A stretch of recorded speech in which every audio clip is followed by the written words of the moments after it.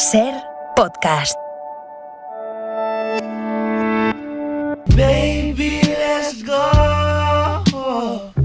Estoy hablando ahora mismo desde la terraza de la SER de Madrid, mientras Yolanda Díaz y su equipo salían del estudio. Nos hemos salido nosotros también y nos hemos venido a esta terraza que tenemos aquí en la 8ª planta de la Gran Vía. Se ve Madrid, se ve un Madrid que emana calor. Esta es la noche posiblemente más complicada que tenemos por delante en lo que llevamos de verano. Hoy es el día, ha sido el día más caluroso en lo que llevamos de verano. Y bueno, noche complicada no va a ser solo en Madrid, lo va a ser en toda España. Manuel Javois, ¿cómo estás? ¿Qué tal, Aimar? Buenas noches. Aquí en la terraza conmigo. Quiero hablar contigo del calor y del amor. ¿Cómo se lleva eso? ¿Cómo se lleva eso? Sí, porque al final, claro, hay que dormir con la persona a la que amas y eso es complicado. Espera. No. Pero antes vamos a ir por España, porque digo, no hace solo calor aquí. Por ejemplo, vámonos a Andalucía, a Sevilla. Ahora mismo en la Alameda de Hércules está José Manuel Rebolo, calorazo allí también. Hola, Aimar, buenas noches. Sí, como dices, te saludo desde la Alameda de Hércules, andando por ella. Aquí 35 grados a esta hora y el aire es sofocante. Pese a ello, algunos sevillanos no pierden la oportunidad de cenar en una terraza. Hoy Junta de Andalucía y Protección Civil se afanaban en recomendar que se bebiera agua, que se tomara gazpacho, bebida fría, pero aquí solo veo, Aimar, en estas mesas de la Alameda, jamón y patatas fritas. Pocas personas se mueven en bicicleta, los más valientes lo hacen en patinetes. Mañana aviso rojo en la provincia de Sevilla, en la Campiña de nuevo, con máximas de 45. Mira, esta terraza, Javois, en la que estamos ahora, da hacia el norte de Madrid. Sí. Si diera hacia el sur, miraríamos a la Puerta del Sol, donde está ahora mismo Lidia Ramón. La Puerta del Sol, bueno, siempre hay muchísima gente. Pero ya las noches de verano, eso es una mezcla de... Hay mucha gente, pero pocos árboles. Sí, efectivamente. Hay mucha camiseta muy corta, hay helados de todos los sabores. Hoy se mezcla el olor a sudor de los turistas con el de los propios madrileños. Lidia Ramón, buenas noches. Buenas noches, Aimar. Ni una pizca de aire corre ahora mismo en la Puerta del Sol. Los termómetros marcan hasta ahora 37 grados. Vemos colas para comprarse un helado, algo fresquito, con lo que remediar este calor sofocante. Y también para hacerse con una botella de agua, ojo, un abanico, algo que se prevé fundamental para los próximos días. Caras de sofoco entre los turistas, pelos recogidos, pañuelos en mano para secarse el sudor y también mini ventiladores portátiles. Los más listos estaban hasta hace unos minutos aprovechando ese último ratito de aire acondicionado dentro de las tiendas. Claro, pero es que esto de los mini ventiladores portátiles, esto en el norte, que habitualmente cuando hablamos de calor, el norte, tú y yo que somos del norte, nos libramos. No hay mercado para eso. No, pero hoy sí. Hoy sí, ¿tú crees? Mira, no vámonos sé, por ejemplo, allí. vamos a Galicia, vamos a Santiago, en el barrio de Santa Marta de Santiago está Ricardo Rodríguez. Esta hora es la hora de sacar al perro con la fresca, hoy sin fresca, Richie. Sí, nos vendría bien ese ventilador del que habláis y me parece que el perro tendrá que esperar 32 grados a esta hora en esta zona jardinada en la que me encuentro, rodeada de edificios y que habitualmente a las 10 de la noche de un día de verano cualquiera está llena de dueños paseando sus mascotas. Hoy solo he visto a una joven con su perro y no te puedes imaginar, Aimar, la cara que se le ha quedado al pasar por aquí, por delante de este edificio, en el que un grupo de vecinos, la mayoría niños, combaten el calor jugando a la pelota en la piscina. Una especie de partido de voleibol improvisado entre chapuzón y chapuzón. No se me ocurre mejor manera de afrontar otra noche que se prevé muy calurosa en Compostela. Y es que ya echamos de menos aquí, Aimar, esas noches de me llevo la chaqueta por si acaso. Richie, gracias. Buenas noches.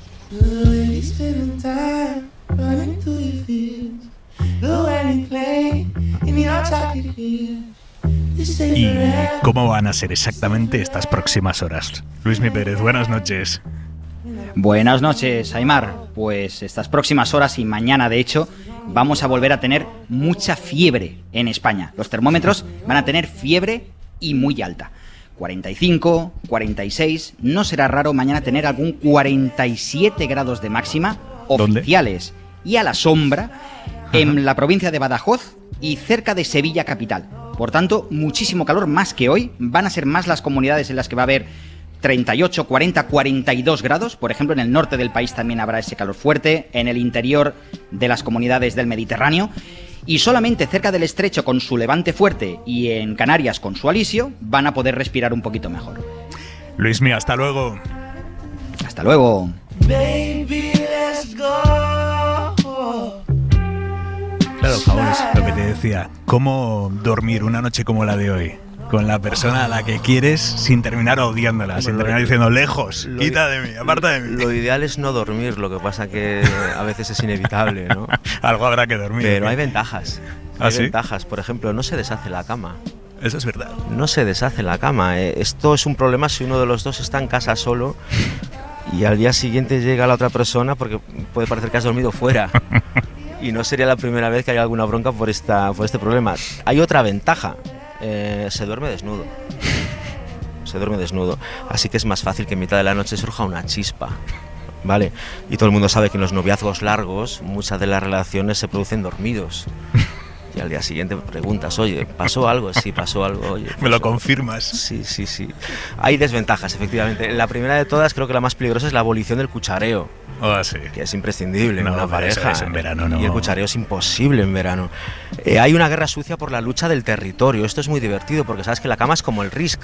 Sí. ¿Vale? Y se empieza conquistando con los pies, que suelen ser los pequeños espías del cuerpo. Poco a poco van avanzando y se desata una invasión ladina que se aprovecha de una cosa muy curiosa, que es la compasión, ¿no? Bueno, la otra parte está dormida, lo está haciendo sin querer, pero la otra parte, Aimar, nunca está dormida. Nunca está dormida. Es como cuando llora un bebé.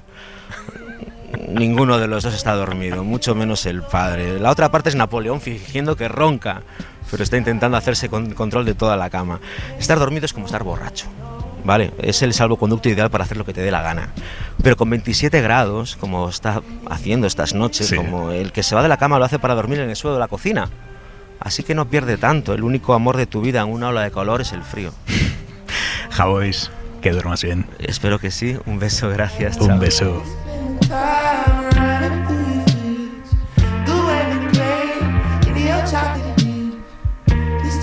Vamos a ponerle nosotros a esta noche de calor, noche de miércoles, lo que sabemos hacer, que es la información, la crónica en hora 25.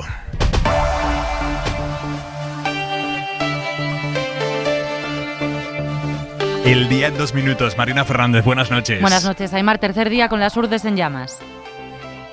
El Consejo Nacional de Derechos Humanos es un organismo dependiente del gobierno marroquí. Se desplazó al hospital de Nador varios días después de que ocurriese la tragedia para entrevistar a los migrantes heridos en el hospital bajo custodia policial.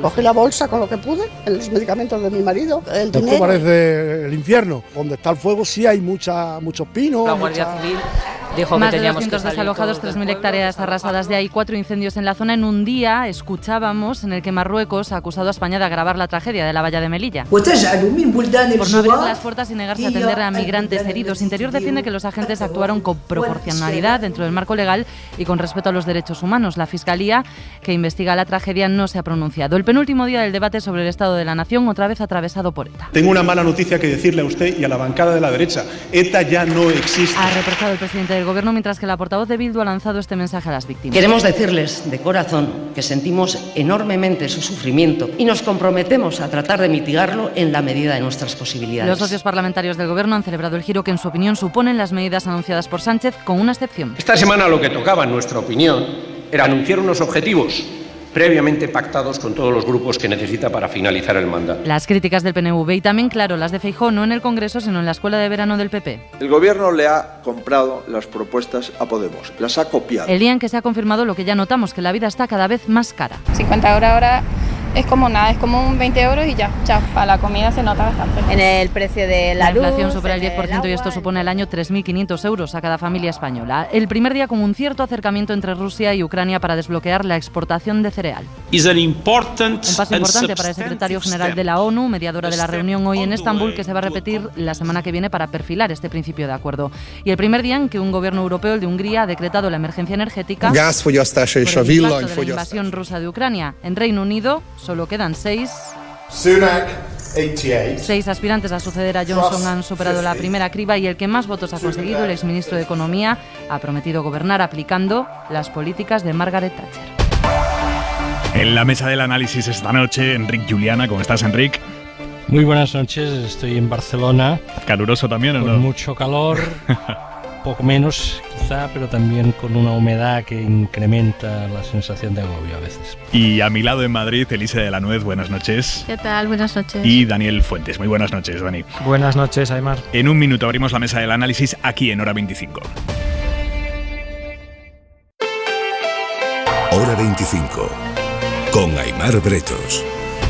Vamos a meternos ahora en la política nacional, en cómo el debate sobre el Estado de la Nación ha recompuesto el esquema de capas y balanzas de la política española, de lo que era la política española el lunes a lo que es hoy. No es exactamente lo mismo después del debate, pero antes vamos con la última hora del choque que empieza a crecer entre Marruecos y España. Lo comentábamos con la vicepresidenta ahora en la entrevista hace unos minutos con Yolanda Díaz, un choque sobre la responsabilidad por la tragedia de la valla de Melilla en la que murieron decenas de personas hace 3 semanas. Marruecos ha empezado a señalar a España. Hoy un organismo dependiente del gobierno de Marruecos ha acusado, lo ha hecho esta tarde, ha acusado a España de haber agravado la tragedia en la valla, habiéndose negado a abrir las puertas y habiéndose negado a dar asistencia y auxilio a los migrantes que ya estaban heridos. Informa del Magreb para la SER, Sonia Moreno. El Consejo Nacional de Derechos Humanos es un organismo dependiente del gobierno marroquí. Se desplazó al hospital de Nador varios días después de que ocurriese la tragedia para entrevistar a los migrantes heridos en el hospital bajo custodia policial. Las conclusiones preliminares de su investigación, que presentó hoy en rueda de prensa su directora, Amina Bouayas, apuntan a que los agentes españoles habrían usado violencia y no habrían asistido a los heridos que estaban saltando o cayendo de la valla. Igualmente señala a las autoridades españolas que debían haber abierto las puertas del vallado para que entraran todas las personas que se concentraron en el paso del barrio chino en Melilla.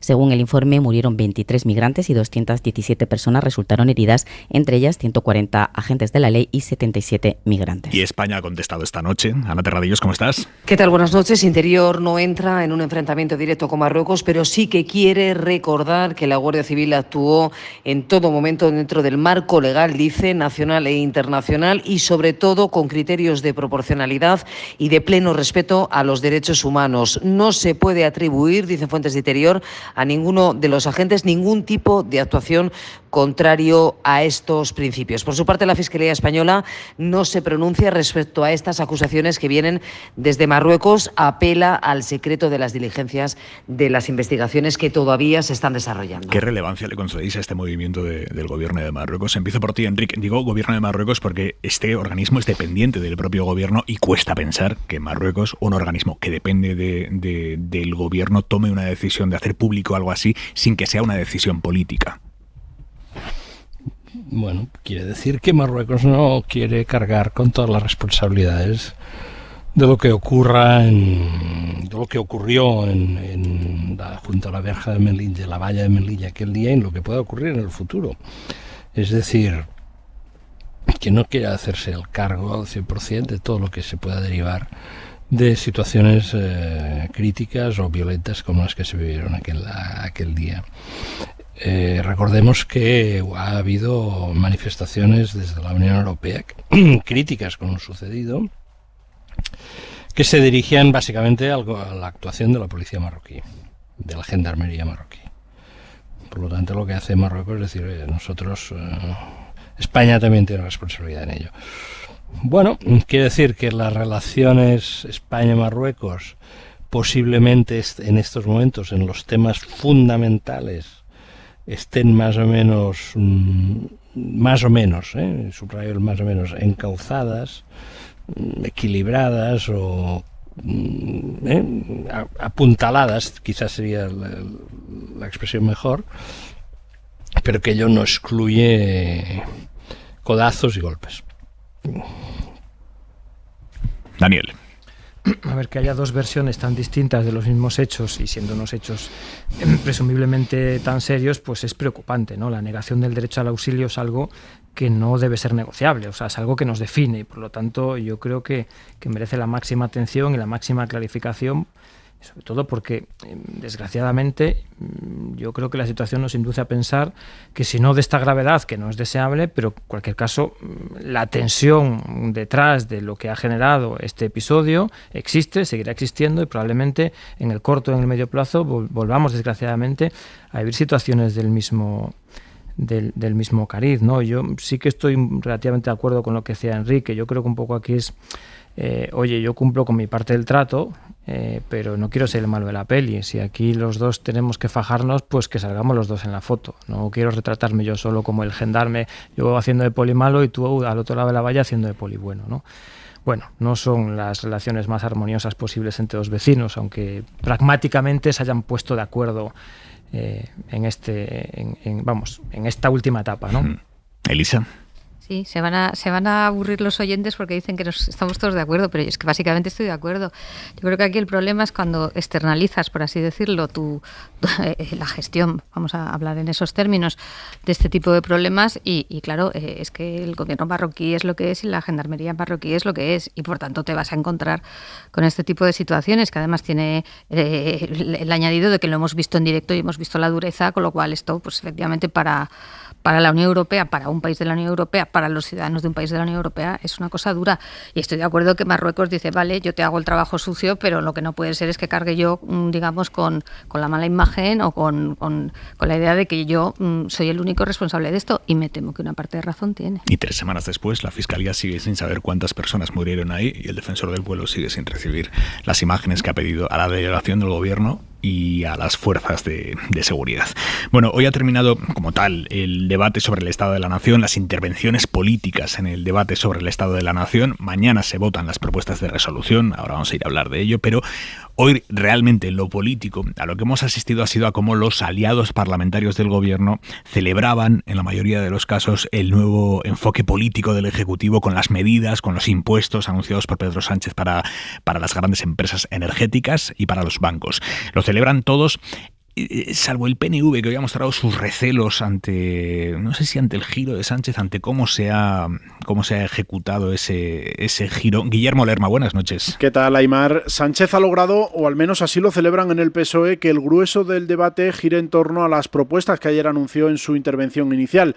Lo ha intentado incluso con los grupos más críticos, a los que de manera insistente ha pedido que expliquen su posición. Por cierto, señoría, le vuelvo a decir, gobiernos liberales, ayer mismo uno en Bélgica, ha anunciado la aprobación de un impuesto a las grandes energéticas en Bélgica. ¿Ustedes van a aprobar ese impuesto aquí en España, sí o no? Pregunta lanzada a Inés Arrimadas, que se ha limitado a calificar de populistas las medidas sin entrar al fondo de la cuestión. ¿Usted se cree que la propaganda que le puede llegar del gobierno por la tele a las familias anula el sablazo que les entra a las familias por la cuenta corriente? En general, las medidas han sido bien acogidas por los socios parlamentarios, entre los que sí hay matices. El PNV, por ejemplo, critica las formas y tiene dudas sobre el alcance de algunas de ellas. Hacía un paquete de medidas desestructurado, como si hubiera hecho una recolección de ideas por ministerios, una suerte de improvisación a manera de aquel no a la bajada del 5% del IVA de la electricidad, que a las 2 semanas era así. Solo miran ustedes a la próxima curva sin reparar en las siguientes que hay en la carretera. Sí aplauden los anuncios los grupos de izquierdas que detectan el giro en el rumbo que llevaban semanas pidiendo, pero que piden que el gobierno lleve hasta el final. Y yo, señor presidente, ayer le escuché ese golpe de timón y me alegro. Pero esperamos más, comenzando por una ambiciosa, progresiva y justa reforma fiscal. Merche Aizpurua de H. Bildu, que como Pedro Sánchez no ha querido ignorar el asunto con el que el PP pretendía eclipsar el debate: ETA y sus víctimas. Tengo una mala noticia que decirle a usted y a la bancada de la derecha. ETA ya no existe. Hoy, en nombre de Euskal Herria Bildu, queremos trasladar ante todos ustedes nuestro compromiso sincero con el reconocimiento y reparación de todas, absolutamente todas las víctimas. Y no olvidamos a ninguna de ellas. Ha descolocado en la bancada del PP este mensaje y el hecho de que ayer los diputados de Bildu se levantaran en el homenaje improvisado a Miguel Ángel Blanco. No se lo esperaban. Tampoco la relación con la Generalitat de Cataluña ha tenido un gran protagonismo en la sesión, que el gobierno cree que ha servido para cohesionar la relación con sus socios y trasladar una imagen de estabilidad de la que mañana pretenden volver a presumir cuando, salvo sorpresa, saquen adelante la convalidación del decreto anticrisis. Mañana se votan en el Congreso las propuestas de resolución que presenta cada grupo después del debate sobre el Estado de la Nación, que es, digamos, las conclusiones que saca cada partido y el que se debe hacer a raíz de este debate. Es una cuestión más política que práctica, pero es que hay mucha política en esos documentos. Por ejemplo, la decisión del PSOE de dejar fuera de esos papeles sus propuestas del aumento del gasto militar para evitarse mañana un trago parlamentario con sus socios. Inma Carretero, buenas noches. Buenas noches. No va a intentar el PSOE en este debate del Estado de la Nación, en la primera gran oportunidad en el Congreso tras la cumbre de la OTAN, ese acuerdo de país que con tanta solemnidad planteó el presidente para llevar hasta el 2% del PIB el gasto militar. Es un tema que divide a la coalición, que tensó la cuerda la semana pasada en el Consejo de Ministros y que los socialistas deliberadamente han ignorado en sus resoluciones, donde sí aparecen el resto, de las prioridades de la hoja de ruta del Gobierno. De todos modos, no se van a librar de que queden retratadas las posiciones, porque el PP sí que presenta un texto con el 2% y con la ampliación de la base de Rota, que fue lo que pactó Pedro Sánchez con Biden. Y con toda probabilidad el PSOE tampoco apoyará algunas iniciativas de Unidas Podemos, como su reforma fiscal, que propone, por ejemplo, un recargo de 10 puntos en sociedades para los grandes supermercados. No piden, en cambio, que se revierta el giro de la política del Gobierno sobre el Sáhara, que ha sido un tema espinoso dentro de la coalición. Sí que lo hacen Esquerra y Bildu, que además quieren eliminar la inviolabilidad del rey o que se investigue al emérito. Estos son asuntos que difícilmente van a salir adelante, pero la intención del Gobierno es buscar consensos, eso nos dicen, antes de la votación de mañana con los socios sobre contenidos que sean menos polémicos. Conclusiones del debate sobre el Estado de la Nación. Decíamos, Daniel, que hoy el escenario político de España no es el mismo que el lunes. Es distinto, sí. A mí lo que me ha sugerido... Voy a hacer una pequeña reflexión sobre la intervención del presidente, porque luego el resto han sido reacciones más o menos acertadas, pero he visto un diagnóstico, una narrativa económica que yo calificaría de realista, es decir, ha pintado la realidad como es. Yo creo que ha tratado de huir de esas acusaciones de que usted está negando la crisis, como si esto fuera el marco de 2008. Creo que en lo positivo ha servido de base esa narrativa económica para las medidas que a continuación ha anunciado, pero me ha dejado con una duda que en el fondo yo creo que hay un hilo conductor entre las intervenciones que hemos visto resumidas, ¿no? La de Aitor Esteban, cuando habla de que ustedes solo miran la siguiente curva, no la curva que viene después de la siguiente curva. Y fíjate que algunas intervenciones de grupos parlamentarios hablaban de hoja de ruta y otros de golpe de timón. Y para mí esa es la gran duda. Esto es una hoja de ruta, es la hoja de ruta del Gobierno de aquí al final de la legislatura, y entonces la podemos analizar de una manera, o es un golpe de timón y dentro de 3 meses vamos a asistir a otro, ¿no? Yo creo que esa es la duda con la que me quedo. Desde luego, si es la hoja de ruta y este es el plan, pues oye, adelante, y la mejor de las suertes, porque nos hará falta a todos, y vamos, el mayor consenso, la mayor colaboración por parte de todos. Pero si es un golpe de timón, es que me recuerda un poco a algunos debates que ya hubo en el seno del Gobierno, yo diría en la segunda parte de la crisis de la pandemia. Acordaos, no tenía la magnitud del debate de hoy, de las implicaciones que puede tener este golpe de timón / cambio en la hoja de ruta. Acordaos cuando se hablaba de las ayudas directas a las empresas o no. Y entonces había pues 2 diagnósticos entre 2 visiones, 2 inspiraciones distintas dentro del Gobierno. Los que decían, oye, ya está bien, podemos levantar el acelerador, esto ya va al tran y con esto es suficiente para salir. Y los que decían, no, o sea, que la idea fundamental tiene que ser la de protección frente a la adversidad y tenemos que seguir manteniendo nuestra exigencia, ¿no? Yo vuelvo a ver ese debate de fondo en el Gobierno, ¿no? La semana pasada teníamos declaraciones de ministras que decían que no a la reforma fiscal y que el hilo conductor iba a ser el control del déficit. Entonces, creo que hay dudas de fondo, sustantivas, sobre si estamos ante un golpe de timón o efectivamente esto es una nueva hoja de ruta. Elisa, ¿cómo lo ves? Sí, yo, lo primero, que bien que haya un debate, ¿no?, sobre el Estado de la Nación, que se nos ha olvidado que esto debía ser una cosa, tan periódica como anual, ¿no? Pero yo también un poco en la línea de lo que dices. Claro, aquí siempre la sensación siempre son de bandazos para un lado y para otro, por lo menos para, digamos, el público en general. Y claro, aquí también hay un contexto, también lo oí antes con la entrevista que hacías a la vicepresidenta, que es el contexto de dónde estamos, de lo que va a pasar después del otoño, del Banco Central Europeo, que nosotros somos un país muy endeudado y por tanto hay cosas que hay que pensar. Y la sensación que tienes un poco es, esto es lo que toca hoy, que puede que sea lo que toca hoy, pero ¿qué es lo que va a tocar pasado mañana, ¿no?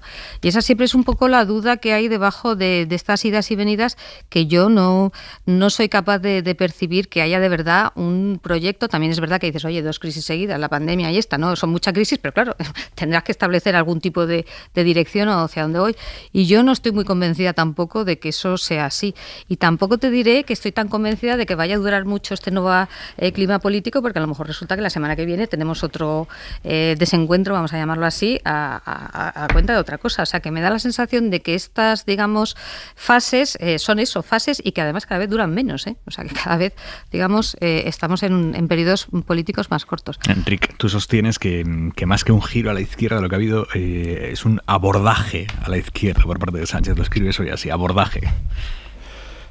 Sí, es decir, yo creo que este debate, hoy se dice, lo he leído ya en varios sitios, Sánchez ha ganado el debate. Yo diría que Sánchez ha ganado en el debate, pero el ganar el debate querría decir que España durante estos días ha estado pendiente de lo que se discute en el Congreso de los Diputados, y me temo que, a diferencia de lo que ocurrió en otras ocasiones, no ha sido así, porque un debate de estas características en mes de julio, con los termómetros rozando los 40 grados o incluso superándolos, después de 2 años tremendos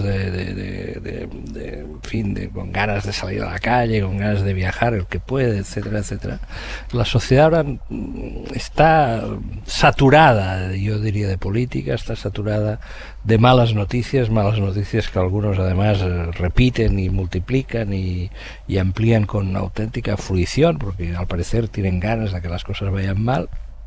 Por lo tanto, ha habido un debate sobre el estado de la nación, pero la nación, mientras tanto, estaba probándose el bañador. Por lo tanto, posiblemente Pedro Sánchez ha ganado, pues, para los que seguimos esto con mucha atención, es decir, los periodistas, las personas, digamos, que forman parte de un primer o segundo círculo de la vida política, pero posiblemente a efectos de la opinión pública esto no sé si va a tener una enorme trascendencia. Ahora bien, eso no quiere decir que el debate sea intrascendente, que no tenga ninguna importancia, o que no vaya a tener efectos en la dinámica política. La dinámica política sí que creo que tiene efectos, porque básicamente lo que pienso es que Sánchez ha podido salir vivo del debate. Si un Sánchez más plano, más pasivo, más confuso, menos propositivo, podría haber salido muerto de este debate, ya consolidando la idea de que España se dirige inexorablemente a un cambio de turno. Creo que se sale insisto, en los círculos interesados por la política, con la sensación, de que la batalla sigue abierta, en estos momentos con ventaja, como en los partidos de tenis, ventaja PP, claramente, en los sondeos, unos más pro PP que otros, pero con ventaja PP, con ventaja para la oposición, con desgaste para el gobierno. Y se llegará a septiembre, octubre, pues con el gobierno todavía con algunas iniciativas a desarrollar, habiendo superado este momento, y vamos a ver qué se hace. Entonces yo presumo, me da la impresión de que no me extrañaría nada que Sánchez en septiembre haga algún tipo de ajuste en el gobierno para reforzar esta sensación de intentar retomar la iniciativa, porque lo que viene es muy complicado. La sensación de que esto está dando como algo bandazos, sí, es verdad, pero es la misma sensación que en estos momentos tienen los ciudadanos de todos los países de la Unión Europea, porque la situación de fondo está dando bandazos extraordinariamente. Es decir, hoy hemos sabido que por primera vez en 20 años el dólar tiene más valor que el euro. La inflación en Estados Unidos se aproxima al 10%. Rusia sigue amenazando día sí, día también, con disminuir la provisión de gas a los países europeos. El desarrollo de la guerra en los próximos meses es una incógnita, es decir, estamos en una situación absolutamente inédita que, ¿cómo pilla a la sociedad? A las sociedades, las pilla cansadas, las pilla damnificadas por lo que ha supuesto 2 años de epidemia. Atención, que la epidemia todavía no se ha acabado. Ahora dicen que han descubierto una nueva variante que parece que, en fin, crucemos los dedos, ¿no? Crucemos los dedos, ¿no? Es decir, estamos en una situación en que la paciencia y la capacidad de aguante psicológico de las sociedades europeas acostumbradas al bienestar empieza a resentirse, y por lo tanto políticamente los gobiernos empiezan a crujir. Mañana mismo hay una votación dramática entre comillas, en el Parlamento italiano. El gobierno italiano en estos momentos casi se está tambaleando. Fuentes. Decía Enrique, estoy de acuerdo, ¿no? Que el presidente, gracias a no haber hecho una intervención plana, haber preparado bien la intervención y haberla orientado como mejor considero conveniente, pues el presidente ha salido airoso, ¿no? del debate. Yo creo que no solo por eso, sino porque el Partido Popular ha desperdiciado una gran oportunidad, puesto que la narrativa principal del discurso del presidente del gobierno ha sido claramente económica. Y ahí era donde todos esperábamos una respuesta, una réplica del Partido Popular. Yo es lo que, si fuera asesor del Partido Popular, es lo que me hubiera esperado, decir, oye, podemos cometer otros errores si el debate va por otros temas, pero si van a nuestro terreno, ahí hay que amarrar, tenemos que tener una narrativa bien construida y tenemos que ser contundentes, porque tenemos que presentarnos como los futuros inquilinos de la Moncloa, de los que vamos a sacar al país de esta crisis. Y yo no he visto a ese Partido Popular. De hecho, en las réplicas se han dedicado a hablar de terrorismo y de ETA, concediendo, si quieres, al menos el beneficio de la duda en el golpe de timón / nueva hoja de ruta del Hablando del gobierno. Del terrorismo, de ETA, tenemos confirmado a esta hora de la noche que Alberto Núñez Feijóo ha convocado mañana en el Congreso a la gran mayoría de las asociaciones de víctimas del terrorismo. Vamos a ir a ello ahora, pero antes vamos a hacer una pausa mínima. Hora 25. Aimar Bretos. Les contaba antes de la publicidad que Feijóo ha convocado en el Congreso mañana a muchas de las asociaciones de víctimas del terrorismo en las horas previas a la votación de la Ley de Memoria Democrática. Y esto llega después de que el PP hiciera ayer de ETA, de la memoria de las víctimas de ETA y del espíritu de Ermua, un punto central de su discurso. De hecho, ocupó un tercio del tiempo que dedicó Cuca Gamarra a interpelar al presidente, lo dedicaron a ETA y sus derivadas. Recuerden cómo Gamarra llegó a comparar incluso la actitud actual del PP respecto al gobierno y sus socios con el espíritu de Ermua, que fue la resistencia cívica ante ETA. Esto lo hizo ayer Cuca Gamarra en el Congreso. Equiparó una cosa con la otra. Bueno, mañana Feijóo convoca allí en el Congreso a muchas de las asociaciones de víctimas del terrorismo. Mariela Rubio, buenas noches. Buenas noches. Sí, el encuentro no figura en la agenda oficial del PP, pero fuentes de la dirección del partido han confirmado a la SER que el encuentro tendrá lugar mañana en el Congreso y el líder de la oposición se reunirá con la gran mayoría de asociaciones de víctimas. Es lo que dice el PP, que a esta hora no detalla exactamente cuáles serán. El encuentro tendrá lugar en las horas previas a la votación de la Ley de Memoria Democrática que el Gobierno ha pactado con Bildu. Hoy Feijóo, que ha centrado su réplica pública a Sánchez en la economía, hacía esta única mención a la Ley de Memoria. ¿Y por qué pensará el señor Sánchez que le apoyan? En su fantasía, quién sabe cuál será la respuesta, pero la realidad es que le apoyan. ¿Saben por qué? Porque es débil. No lo digo yo, lo dice la portavoz de Bildu. Aprovechemos la presidencia de Sánchez porque es el mejor momento para Bildu. Y lo apoyan porque la debilidad es una oportunidad para debilitar al Estado. Por eso Bildu le pide poner fecha y hora al inicio de la democracia. Y el señor Sánchez se lo entrega. Así mañana Feijóo, que volverá por segunda vez al Congreso esta semana, aunque no tiene previsto entrar en el hemiciclo de nuevo, pondrá el terrorismo de ETA y a las víctimas en primera línea de su estrategia de oposición. Enrique, ¿qué te sugiere a ti esto? Bueno, pues que después de absorber al electorado de Ciudadanos, ahora el PP va por el electorado de Vox. La absorción del electorado de Vox es el nuevo objetivo del Partido Popular para conseguir una victoria contundente en las próximas elecciones generales. Digamos, creo que lo que se ha puesto en marcha, y las elecciones de Andalucía contribuyeron notablemente a ello, es un proceso de reunificación del electorado de la derecha y del centro derecha. Diría que si tuviésemos que hacer las proporciones en España de lo que es derecha y centro derecha, la situaría 90 en derecha, 10, no creo que el 10, la centro derecha suponga más del 10% del bloque. Pero bueno, digamos, absorber el electorado de Vox. Fijémonos una cosa, el triste papel de Vox en este debate. Vox sale debilitado anímicamente de las elecciones andaluzas. Consiguieron 4 diputados más, si no recuerdo mal, de 14 a 16, de 12 a 16. No está mal en otras circunstancias, pero es que aspiraban a muchísimo más. Se les nota tocados, se les nota de tono bajo. El discurso de Abascal ayer en el Congreso fue un discurso bastante deshilachado, un discurso, yo diría que incluso desmotivado, ¿no? Por lo tanto, el PP, ¿qué va a hacer? Bueno, el PP ahora lo que quiere es pescar en todos los caladeros, es decir, retener a los de Ciudadanos, que prácticamente ha dejado a Ciudadanos a cero, lo está dejando a cero en cada convocatoria electoral, absorber todo lo que pueda de Vox, teniendo en cuenta que posiblemente Vox pues mantendrá una determinada cuota de voto, y a ser posible absorber, como parece que ocurrió en Andalucía, como dice el CIS, pues a una cierta franja de voto socialista. Por esto todo el tema de Bildu, ETA, yo creo que es bastante alucinante ayer que la respuesta de la portavoz del PP a un jefe de ejecutivo que acaba de anunciar medidas de emergencia ante la situación energética, pues sea hablar de ETA, ¿no?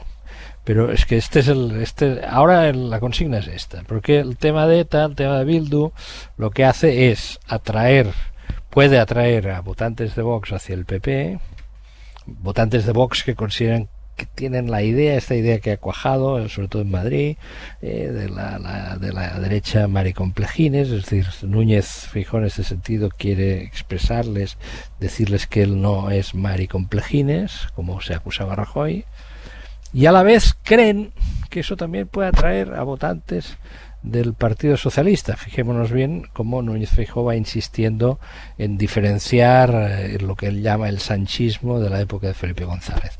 Bueno, es una estrategia de ampliación del electorado ante los ojos de otras personas. También puede aparecer como una estrategia errática, puesto que, digamos, hoy, por ejemplo, y acabo aquí, Núñez Feijóo no se ha querido pronunciar sobre las dos propuestas principales que ayer se hicieron en el Congreso, que es el impuesto sobre las compañías energéticas y sobre la banca. ¿Y por qué no lo ha hecho? ¿Por qué no ha querido? Bueno, porque teme o intuye que si se pronuncia en contra esto le puede reportar impopularidad. Pues estamos en un momento muy especial. Yo también creo que el no pronunciarse es porque en realidad en algunos aspectos puede tener más que perder que ganar. El estilo de Feijóo es más, de esperar a que, yo diría, 3 factores le lleven a la Moncloa. Las circunstancias, y ahora mismo el viento sopla a favor, el cansancio, la fatiga que todos llevamos acumulada de crisis a crisis y un poco este deseo de, hay que pasar página, y entonces pues él ahí también puede pescar, y sobre todo los errores no forzados que cometa el propio gobierno. Entonces, este perfil de Feijóo de, yo estoy presente, que se me vea que estoy presente, pero perfil plano tampoco me hace daño, no vaya a ser que exponiéndome demasiado, por ejemplo, pronunciándome sobre las 2 medidas fiscales anunciadas ahí por el presidente del gobierno, resulte que pierdo más de lo que gano, ¿no? Claramente hay un discurso de Feijóo destinado a alimentar esa transferencia de votos del PSOE al PP, que hasta hace meses no veíamos en los sondeos, y que no solo Andalucía, sino ya los últimos CIS nos vienen señalando. Sí, yo también por hablar un poco de la ley de memoria democrática, es claramente un tema muy sensible, ¿no? Y es muy sensible también para votantes del PSOE y para personas del PSOE, entre otras cosas, porque claro, todos nos acordamos, todos los que tenemos una cierta edad, nos acordamos perfectamente de Miguel Ángel Blanco, de lo que pasaba allí. Por tanto, no es una cosa, digamos, fácil que esto se esté pactando con Bildu, evidentemente, pero es que no es fácil, no ya para los votantes de Vox, sino tampoco para muchos votantes del Partido Socialista. Por tanto, entiendo que esto sea, digamos, algo que se saque. Y desde luego es muy sensible también, lógicamente, para las asociaciones de víctimas. Esto tampoco es muy difícil de comprender, más allá de voten a quien voten, ¿no? Por tanto, y aunque estoy de acuerdo que a mí también me sorprendió que no entrase, digamos, al tema de las medidas económicas, aquí hay algo que puede efectivamente aglutinar a personas que van desde el PSOE, como digo, hasta, por supuesto, hasta Vox, en algo que además es sensible y, por otro lado, en algo que nosotros nos acordamos. Es decir, que no es algo que te tengan que contar. Nosotros nos acordamos de lo que pasaba allí, de cuál era la actitud de la izquierda abertzale, que, oye, fenomenal que ahora sea otra, pero de esto no hace tanto tiempo, ¿no? Yo creo que eso hay que tenerlo en cuenta porque efectivamente es un tema muy sensible. Ahí, no sé, es que a veces parece que si la izquierda abertzale da un pasito en la buena dirección... No, a mí me parece muy bien que lo dé, sí, pero es que a veces claro, estamos un poco como con el doble juego, ¿no? Si lo da, no es suficiente, o es que son unos cínicos, y si no lo da, es que son unos cobardes, ¿no? Y estamos ahí en ese impasse. Estoy de acuerdo, pero piensa también que es un recorrido largo, y por tanto... Es un pasito, totalmente, es un pasito. Y claro, es decir, bueno, lo han dado, oye, y fenomenal que lo hayan dado, pero comprendo que la gente diga, bueno, es que no estamos hablando, además digo, por poner un ejemplo que es muy claro, no estamos hablando del golpe de Estado en 1936, estamos hablando de cosas que han pasado hace 10 años y que tenemos memoria directa. Tenemos memoria y pensamos, hombre, está muy bien esto, por supuesto, pero oye, aquí queda camino por andar. Y es lógico que se vea así, más allá de temas de votantes o no votantes, ¿eh? Es un tema, yo creo, de sensibilidad para muchos ciudadanos, sencillamente porque lo hemos vivido hace poco tiempo, ¿no? Enrique. Sí, efectivamente. Yo pienso que lo que pasó en España con ETA pues está reciente en la memoria de todos, y eso no se puede borrar. Eso tardará años en esa herida, en sanar. Lo que pasa que en España hay otras heridas que también hay que sanar, no menores, las que vienen de la guerra civil. Se ha discutido sobre ello hoy, en estos días, en el Congreso, y no olvidemos que en el periodo de la lucha antiterrorista se cometieron asesinatos de otro signo, que esos también deben ser abordados y recordados. Es decir, la sanación ha de ser completa, aunque haya muchas más víctimas en una parte que en la otra, pero eso ha de ser contemplado también. Este es un proceso complejo. Lo razonable, lo civilizado sería que eso se hiciese desde la perspectiva de la unidad política. Eso ya está demostrado en España. Eso sería lo mejor, claro. Sí, pero esto yo creo que en determinados momentos el PP esto no lo quiere, seamos claros. No la quiere esa unidad, lo quiere para él. Bueno, porque considera que la izquierda pues ha hecho algo parecido con la memoria de la República y con la memoria de los perdedores de la Guerra Civil. Puede ser que haga falta aquí un acuerdo amplio, más amplio del que existe ahora. Sí, aquí hay muchas cosas, pero bueno, aquí sin duda. Sí. Ahora, la cuestión para mí, insisto, yo creo que el tema de ETA no va a decantar, sinceramente, no va a decantar en las próximas elecciones generales. Es decir, no las decantó, fijémonos bien, en 2008, cuando se acusaba a Zapatero. ¿Os acordáis de lo que se llegó? Pero si eres tú el que has hablado de que quiere atraer con esta votantes de Vox, o sea, yo también pienso que no las va a decantar en absoluto. Que quiere atraer, me parece evidente. Pero que no lo va a decantar, de acuerdo. Que eso decida la dialéctica política del país, tengo mis dudas. No, totalmente de acuerdo. Yo he descrito lo que estoy viendo, lo que estamos viendo, vaya. Es decir, a Zapatero le dijeron de todo. Hubo, creo que, si no recuerdo mal, como 3 o 4 manifestaciones consecutivas en Madrid contra la negociación, contra las conversaciones para la finalización de ETA. Y al final, en 2008, Zapatero ganó las elecciones. Aquí yo creo, sinceramente, que esta dinámica en la que estamos hoy depende, primero, de algo que no está en manos de ningún político español ni de ningún ciudadano español, ni de ningún ciudadano europeo posiblemente en estos momentos, que es el desenlace de la guerra en Ucrania, porque de ahí, como hemos visto, se ramifican muchas cosas. Y en segundo lugar, del temple y de la iniciativa, de la capacidad de iniciativa, temple y capacidad de iniciativa. Podríamos añadir, diría yo, capacidad de resistencia, pero esto va asociado a la iniciativa. Y esa partida es la que yo veo más abierta, Esa partida es la que veo más abierta. En estos momentos, como decía, pues, si fuese ahora yo Matías Prats, que retransmitía también partidos de tenis, pues es ventaja PP. Quedan 18 meses, vamos a ver qué pasa. Vamos a hacer una pausa mínima y seguimos, porque tenemos noticia relacionada con la renovación del Tribunal Constitucional. Lo dicho, hora 25, pausa mínima y continuamos. Mañana se vota en el Congreso la reforma impulsada por los partidos del Gobierno para que se pueda renovar el Tribunal Constitucional sin esperar a que se renueve el Consejo General del Poder Judicial, que sigue bloqueado, más de 3 años bloqueado por la negativa del PP a asumir la renovación. Bueno, mañana se vota esa reforma para cambiar, digamos, la ley y que se pueda renovar el Tribunal Constitucional sin esperar a que se desbloquee el Consejo General del Poder Judicial. Pero la novedad a esta hora de la noche, Pedro Jiménez, ¿cómo estás? ¿Qué tal, Aimar? Buenas noches. Es que el Partido Socialista lo que hace es darle 2 meses de plazo al Consejo General del Poder Judicial. Le dice, vamos a hacer esto por las buenas, renóvenlo ustedes antes de mediados de septiembre.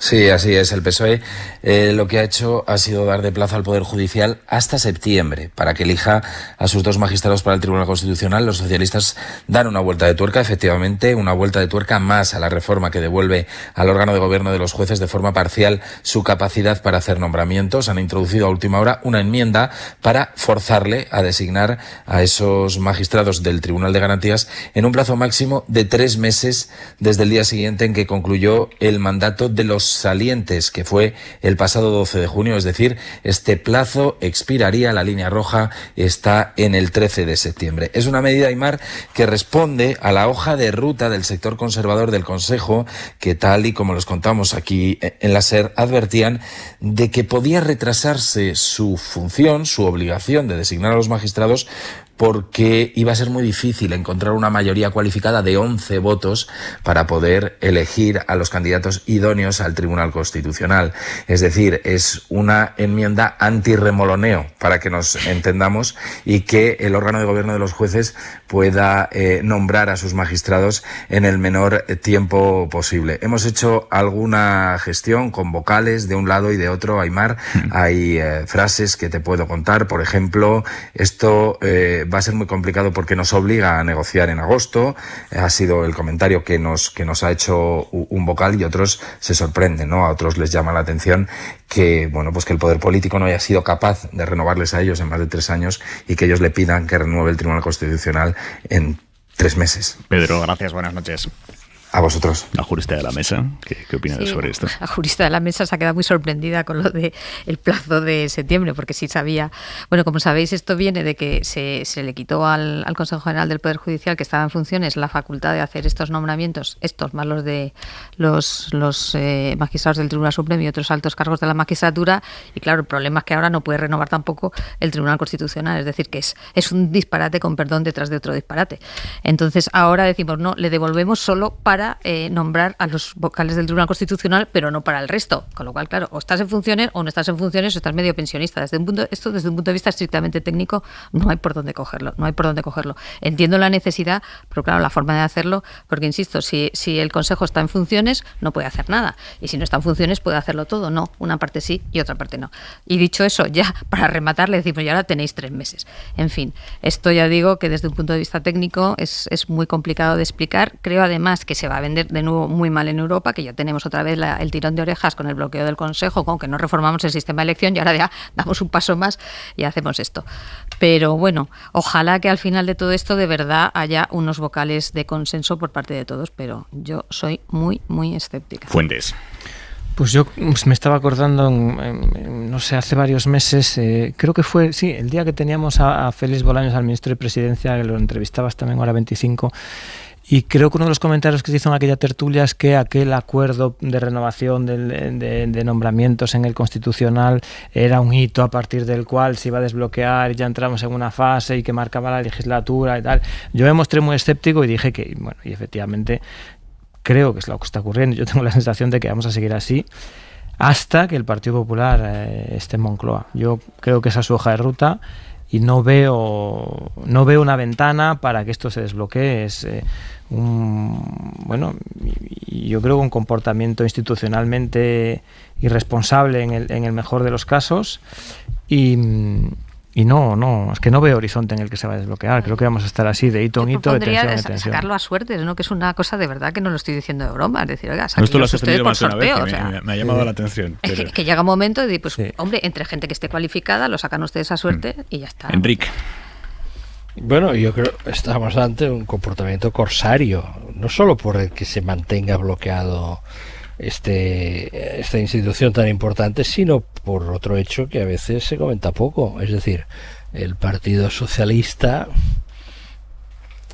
estableció un primer pacto de Estado, quizá uno de los pocos que ha funcionado, para desbloquear la renovación de los órganos de gobierno de Televisión Española, Radio Televisión Española. Y se nombró a un nuevo presidente de la Radio Televisión Española por consenso entre los dos principales partidos. Se creó un nuevo Consejo de Administración, de tal forma que en estos momentos el Partido Popular tiene una notable cota de influencia en la radio y televisión pública.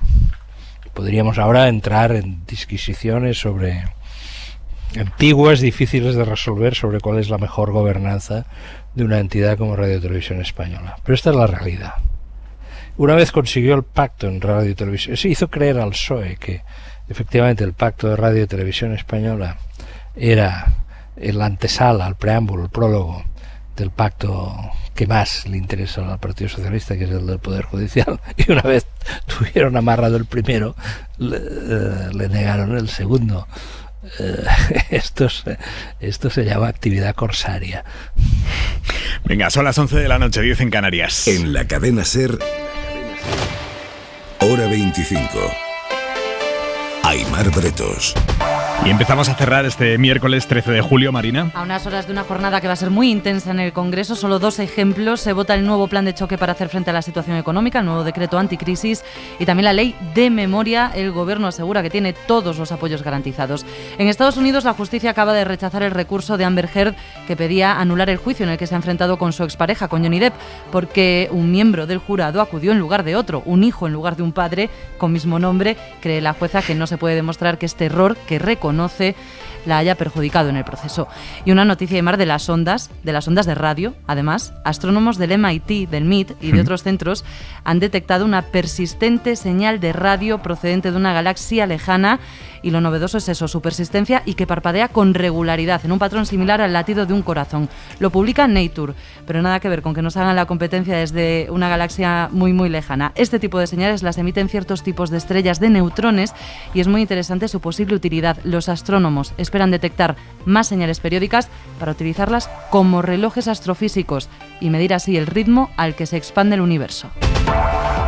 Hay media en el larguero, el empate del Barça en su estreno en esta pretemporada. Yago de Vega, buenas noches. Hola Aimar, ¿qué tal? Muy buenas. Ha sido empate 1 contra el Olot, ha marcado Aubameyang para el Barça. La verdad es que se pueden sacar pocas conclusiones, han jugado casi todo chavales del filial. Eso sí, en el segundo tiempo hemos visto a jugadores como a Pedri y como a Ansu Fati, que tiene que empezar a ser importante de nuevo esta temporada después de la grave lesión que sufrió. No estaba Rafinha, que es el nuevo jugador del Barça.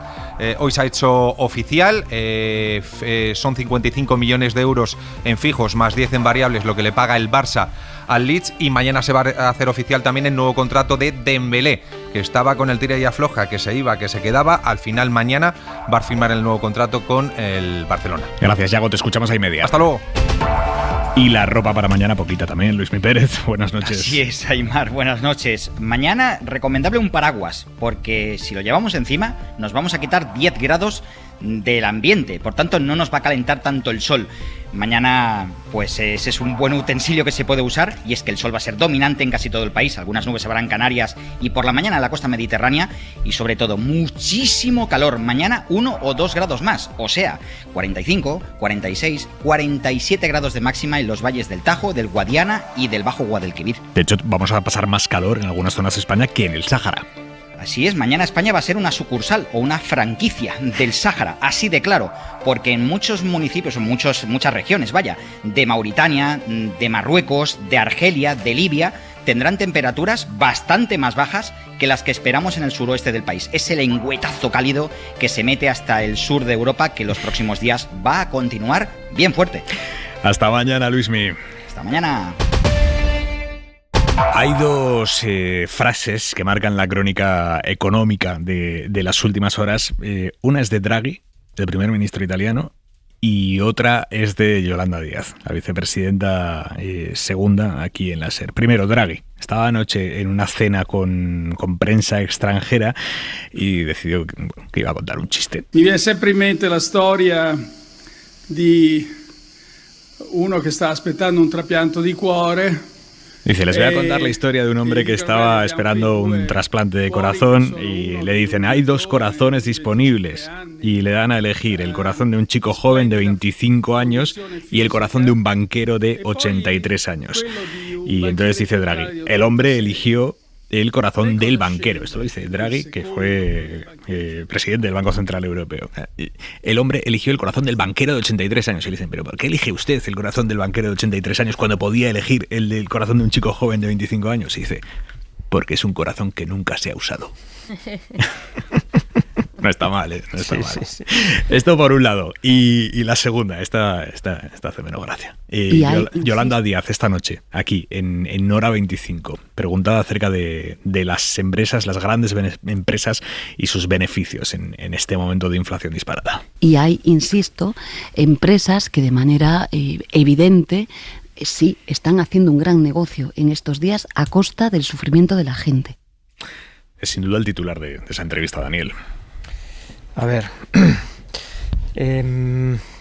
Sí es cierto que hay algunos sectores que en este contexto pues están obteniendo beneficios extraordinarios. Esos beneficios extraordinarios no salen del cielo. Esto el presidente yo creo que estuvo muy acertado cuando lo explicó en el debate sobre el Estado de la Nación. No son caídos del cielo, salen del bolsillo y salen de los presupuestos de las familias. Eso es cierto, eso debe ser regulado, y yo creo que una de las maneras para regularlo, como ya la Comisión Europea dio su visto bueno en el mes de marzo y otros países de la Unión ha puesto en marcha, pues es efectivamente un impuesto extraordinario, específicamente diseñado para capturar esos beneficios que son extraordinarios en sectores muy localizados. Yo creo que esa narrativa es correcta, racional y va en el buen sentido. Ahora, yo, en la otra parte, fíjate que estuve muy pendiente a ver si el presidente, porque va en la misma línea que que el corte que nos acabas de poner de la vicepresidenta Díaz, repetía aquella expresión de los poderes oscuros, ¿no?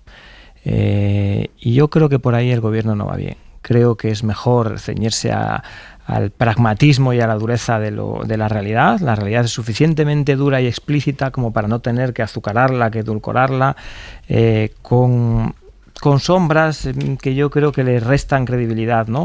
O sea, yo estoy de acuerdo en el fondo, pero creo que las formas, siendo vicepresidenta y siendo presidente, creo que conviene cuidarlas. Enrique.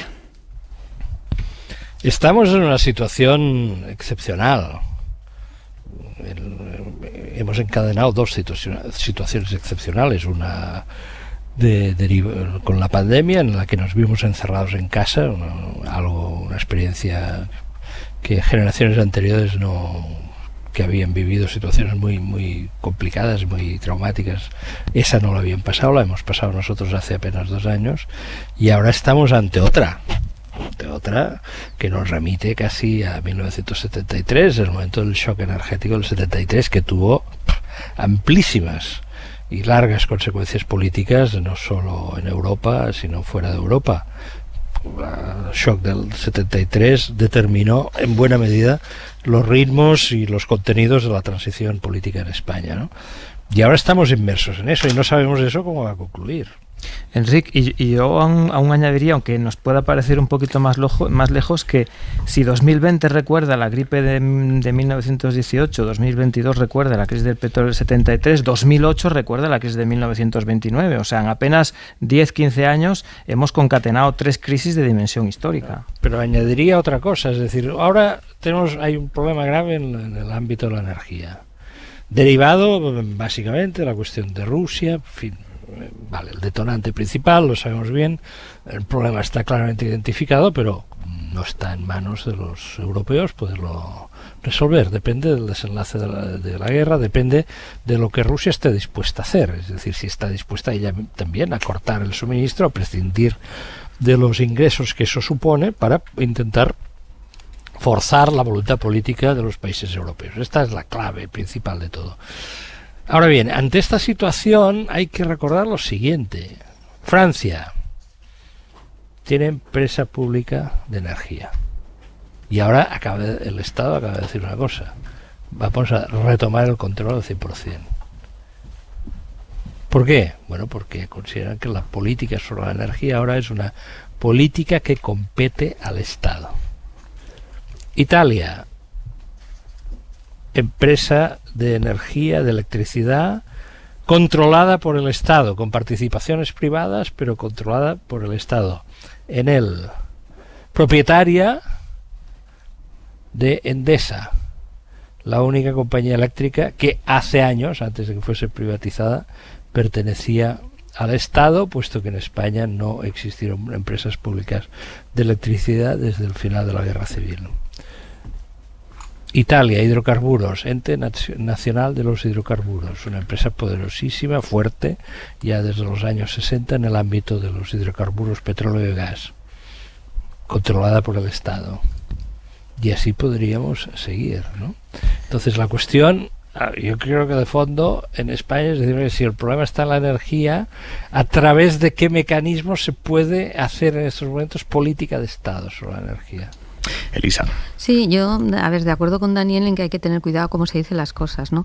Una cosa es que puedas hablar de que determinados sectores, y claramente el de la energía es uno de ellos, tienen beneficios extraordinarios, y otra cosa es que hables en ese especie de tono de las malvadas empresas y los pobres ciudadanos, porque creo que primero no ayuda a nada y segundo no es cierto, ¿no? Lo que sí me parece interesante es que no se hable nunca de competencia, ¿no? Cuando acabamos de ver, por ejemplo, me parece interesantísimo, supongo que lo habéis visto, ¿no? El tema de dónde ha ido a parar la bonificación del precio de la gasolina y del gasóleo, que hay un estudio muy interesante de Sadepol que explica qué parte de esa subvención se han quedado, digamos, las gasolineras, ¿no? Con lo cual ya vas viendo un poco de qué hablas. Y, por ejemplo, en el tema de la energía, obviamente también tienes un problema donde hay falta de competencia. O hemos visto hace muy poquito también el tema del cartel de las constructoras. Es decir, aquí tenemos problemas de competencia serios que evidentemente ayudan a que sea muy difícil que tú al final, pues eso, lo que estamos viendo, te hacen una bonificación y al final resulta que la bonificación pues va a parar a las propias empresas. Tú tampoco tienes digo como ciudadano, muchos mecanismos para evitar eso. Entonces a mí me da la sensación de que estos temas que sí son específicos, porque está claro que lo de Ucrania, lo de Rusia, lo que quieras, pero hay temas que sí son específicos, que podrías decir, oye, por aquí a lo mejor algo se podría hacer.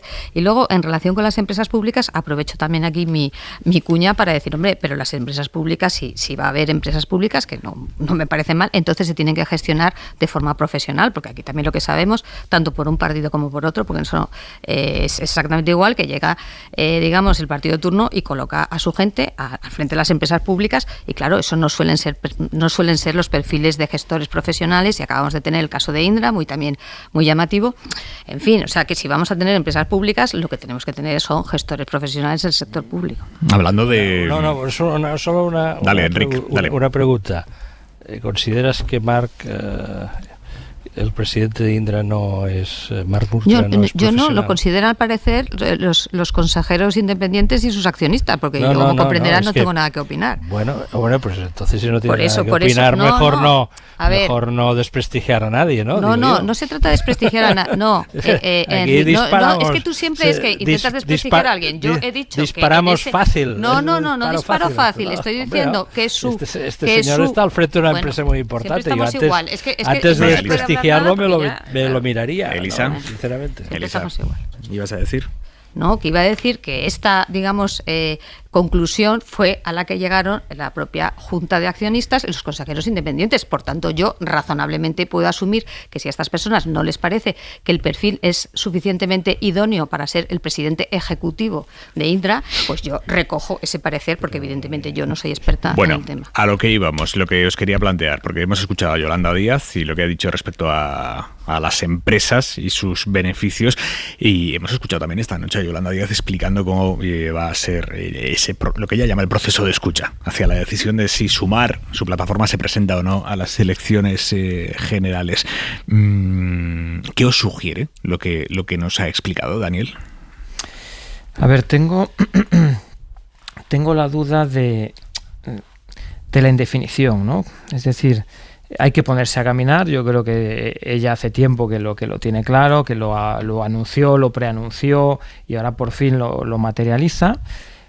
Creo que es perfectamente conocedora de cuál es el punto de partida y cuáles son probablemente los pasos inmediatos a dar, pero yo tengo la sensación de que hay demasiada incertidumbre sobre cuál es el punto de llegada. Hay que ponerse a caminar, estamos de acuerdo también en que es beneficioso caminar por la línea que está beneficioso para ese espacio electoral, pero yo no sé si existe convicción sobre o lucidez, quiero decir, incluso en este entorno político tan cambiante, de cuál es el punto de llegada, de cuál es la meta, ¿no? Porque al final la pregunta sobre, bueno, esto se va a traducir en una convocatoria electoral, en un partido, en quién va a participar, cuál va a ser el encaje de Podemos, y eso a mí se me diluye siempre. Venga, muy brevemente, Enrique. Yo creo que en estos momentos la política española está regida por la Escuela Gallega de Equitación, en la que está la rama derecha y la rama izquierda. Rama derecha Feijóo, rama izquierda Yolanda Díaz, ¿no? Y la Escuela Gallega de Equitación tiene una característica común, que es, en un momento dado, pues cuando a Feijóo le preguntan sobre los presupuestos energéticos, dice, bueno, ya lo comentaremos dentro de unos días, hoy no me pronuncio, y Y Yolanda Díaz, cuando se le pregunta sobre su proyecto político, bueno, dice que será algo maravilloso, que ella va a escuchar y que luego ya veremos y tal. Eso es un mecanismo, una forma psicológica interesante. Manuel Javois, yo creo que sería interesante que un día discutiésemos sobre la escuela gallega, digamos, ¿no? Y la psicología gallega aplicada a la política. Vamos a proponérselo para mañana mismo. Yo creo que sería muy interesante. Entonces ella, yo creo que está esquivando las aristas en estos momentos, porque lo que creo que es consciente de que en la sociedad y especialmente en la izquierda en estos momentos hay cansancio y que quiere intentar ofrecer algún tipo de propuesta que tenga una cierta connotación nueva o refrescada o que no recuerde más de lo mismo, ¿no? Creo que va por ahí, pero no hay política sin organización. Elisa. Sí, yo también creo que sí, que falta un poco de concreción, ¿no? Porque es verdad que la escuchas y todo es, y ella a su vez dice que va a escuchar y va a haber un procedimiento, pero bueno, en algún momento, me imagino, no sé cuándo, tendrá que tomar alguna decisión. Y sí tengo la impresión de que se trata ahora mismo de que todo el mundo esté tranquilo, de que todo el mundo esté contento, pero claro, en algún momento supongo que tendrá que decir, oye, con estos sí o con estos no, o hacerlo de esta forma, y ese momento supongo que no tardará en llegar, porque ahora mismo la situación es todo muy bien, pero no hay nada concreto, ¿no? Por cierto, Enrique, tú que no das nunca puntadas sin hilo, dejas caer hoy. Hasta el día que me pincho. Dejas caer hoy una frase en tu artículo de La Vanguardia, que, ojo ahí, leo: Rufián lleva algo en la cabeza y ese algo puede que no esté muy lejos de Pablo Iglesias. ¿Quieres explicarnos algo? Permíteme que haga también de jinete gallego, adopte un poco el estilo gallego. Ahí lo dejo y vayamos viendo los acontecimientos. Me llamó mucho la atención la intervención de Rufián. Primero por el atuendo, porque por primera vez en mucho tiempo americana y corbata. Luego su discurso, las menciones a la cuestión de Cataluña y a Cataluña fueron muy escasas. No olvidemos que es el portavoz de un partido independentista catalán que está en estos momentos gobernando la Generalitat y que tiene bajo su responsabilidad la presidencia de la Generalitat de Cataluña, y habló como el dirigente, habló como si fuese el suplente de Pablo Iglesias en el Congreso, si me permitís la manera de como si fuese el suplente de Pablo Iglesias en el Congreso. Se utilizó unos registros que se asemejaban mucho a los de Iglesias. Creo que cometió un cierto error escénico. Lo de las balas era sobreactuado.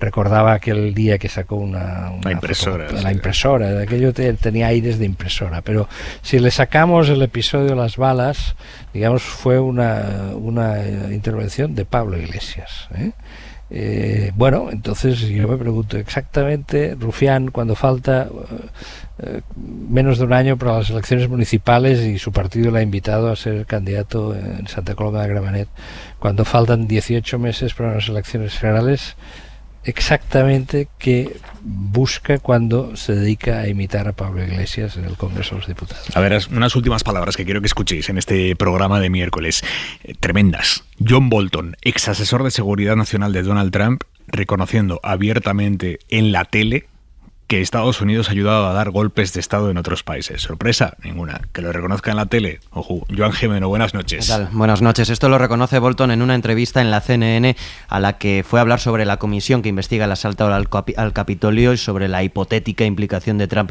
en un golpe de Estado. En esa discusión, el periodista le dice a Bolton que no hace falta ser brillante para intentar organizar un golpe de Estado. Y ahí es cuando viene la respuesta que genera este revuelo.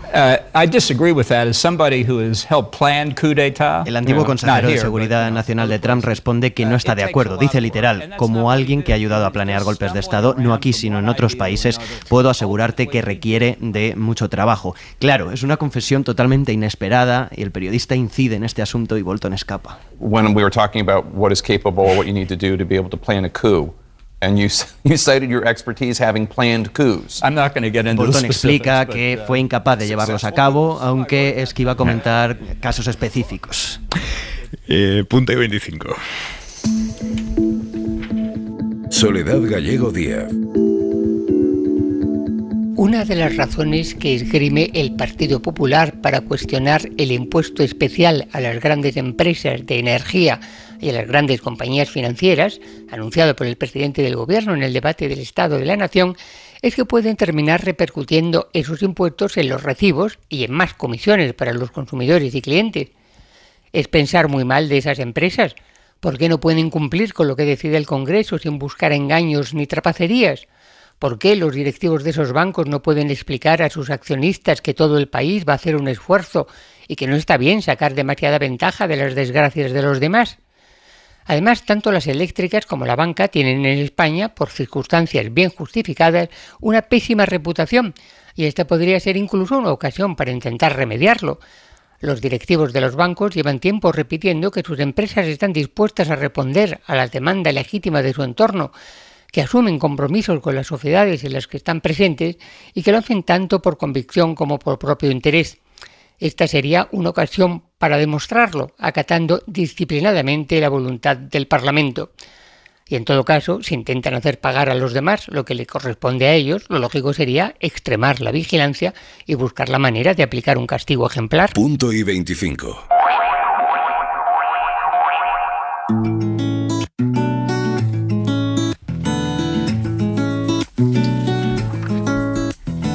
Hace un tiempo ya que tú te fuiste. Los que nos vamos somos nosotros. Elisa de la Nuez, Daniel Fuentes, Enrique Juliana, un beso fuerte a los tres. Buenas noches. Un beso, buenas noches. Hasta la temporada que viene. La próxima vez que nos vemos ya es en septiembre. Feliz verano. Feliz verano. Feliz verano, chicos. Adiós. Y ustedes descansen. Hasta mañana. Hace un tiempo que te echo de menos y ahora me toca avanzar. Si soy como soy, es porque tú antes fuiste. Momentos de tonos colorados, momentos grises. Si soy como soy es por todo lo que vivimos. Tú nunca me dejaste de enseñar. La vida no es ningún juego de niños y es difícil de aceptar. Te cantaré siempre que te pueda cantarte y lloraré. Si necesito llorar, te doy las gracias y con esto me despido. Que ahora ya puedo pensar en ti al momento. Suscríbete a Hora 25. Todos los episodios y contenidos adicionales en la app de Cadena SER y en nuestros canales de Apple Podcast, Spotify, iVoox, Google Podcast y YouTube. Escúchanos en directo en la SER de lunes a viernes a las 8 de la tarde.